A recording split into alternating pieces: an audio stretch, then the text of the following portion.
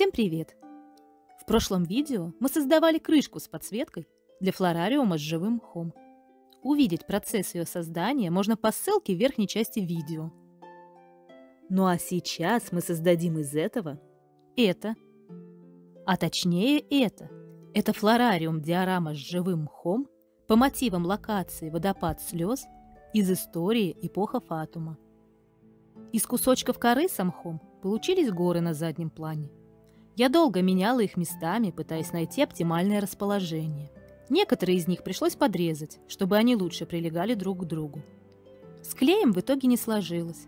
Не все клеи выдерживают влажную среду. Поэтому соединять кору между собой пришлось при помощи небольших саморезов и кусочков пластика. Из маленьких кусочков деревянных палочек для кофе создаю лестницу, которая ведет в пещеры внутри этой горы. По истории, там внутри, в пещерах, красивейшие локации, и однажды я тоже очень хочу повторить их в миниатюре. Дальше я буду делать голову и руки из полимерной глины для водопада слез и собирать все в единую композицию. Но хватит на сегодня моей болтовни. Я оставляю с вами только красивую музыку и сам процесс.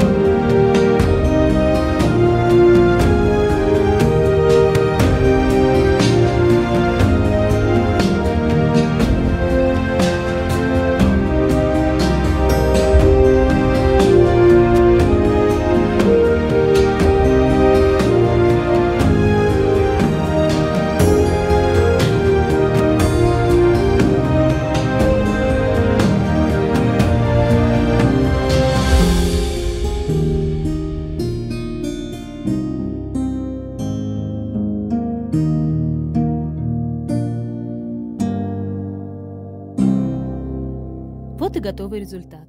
Большой схожести с оригиналом не вышло, но не стоит забывать, что в первую очередь это садик с живым мхом, и лишь по совместительству это диорама. Если вам нравится то, что я делаю, не забывайте подписываться на канал и ставить палец вверх. Всем пока!